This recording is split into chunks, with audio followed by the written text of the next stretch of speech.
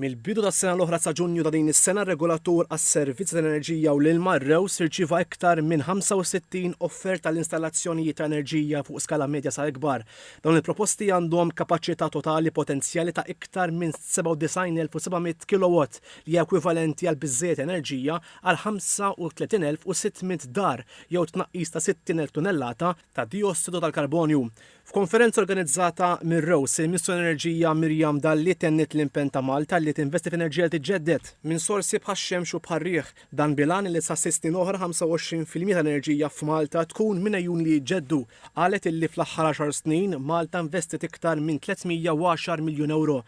Komplet tajt illi din is-sena ir-REWS se joħroġ 4 sejħiet tal-proposti ta' proġetti ta' enerġija bit-tnejn diġà tnidew f'April u f'Ġunju u t-tnejn li fadal huma skedati għal dan ix-xahar u għal Novembru li ġej. Il-kap eżekuttiv tar-REWS Marġona Bela esprima sodisfazzjon tiegħu għar-rispons pożittiv mill-poplu. Semmejna l-ewwel skema kien dik tal-pannelli u batteriji li kien hemm konkurrenza sabiħa ħafna.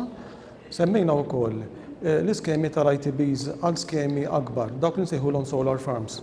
Hawnhekk kellna offrejna 71 megawatt u għal dawn il-71 megawatt kellna applikazzjoni tlaqabżu is-97 megawatt. Dawn fost inizjattivi oħra li kellna aħna bħala regolatur. L-Inġiniera Bela enfasizza s-suċċess ta' inizjattivi li appoġġjaw l-installazzjoni ta' pannelli fotovoltaiċi u l-batteriji fid-djar residenzjali. L-applikazzjonijiet fetħu fi frar u l-fondi ġew allokati wkoll sa Ġunju li għadda.